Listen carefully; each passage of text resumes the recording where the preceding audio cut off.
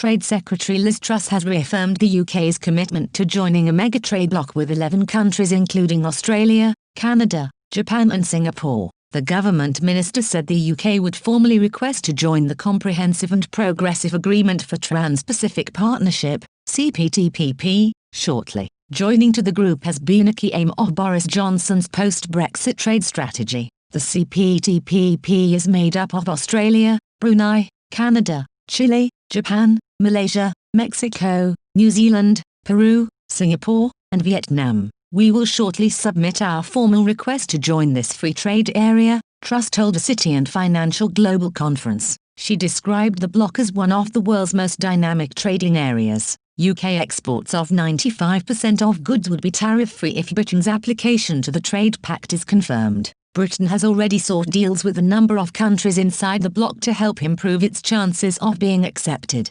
Outlining the advantages of the CPTPP this morning, Ms Truss said, "The benefits are there to see, whether it is the deeper access to nearly £9 trillion of GDP covered by its members, the modern rules of origin, the 95% tariff, free trade on goods traded between members from cars to seafood, or the modern standards in services, data and digital trade. These modern standards would play to the UK's strengths as a global hub for services and technology trade. We are already the second largest exporter of services globally, and third in the world for billion-dollar tech unicorn success stories. Together, we can help set the standard for trade in the 21st century, promote higher standards in green trade and pile pressure on the World Trade Organization to reform." The Indo-Pacific Trade Agreement accounts for more than 13% of global GDP. The CPTPP's share of the global economy would rise to as much as 16% if the UK was to join. Addressing MPs in the House of Commons last week,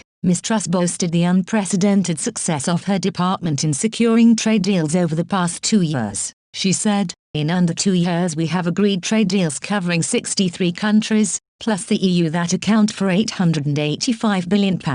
That is unprecedented. No other country has ever negotiated so many trade deals simultaneously. In 2021 we will be adding to these deals, on top of the UK's accession to the CPTPP," she said. Trade deals with the US, Australia, and New Zealand are all in the offing. However, a deal with America may take slightly longer to negotiate than Britain would hope. Incoming US President Joe Biden has indicated securing a trade deal with the UK is not one of his top priorities. Upon being sworn into office this afternoon, Mr. Biden instead wants to first focus on the US's recovery from the pandemic, with health and economic policy at the center of his plan for his first 100 days in the job.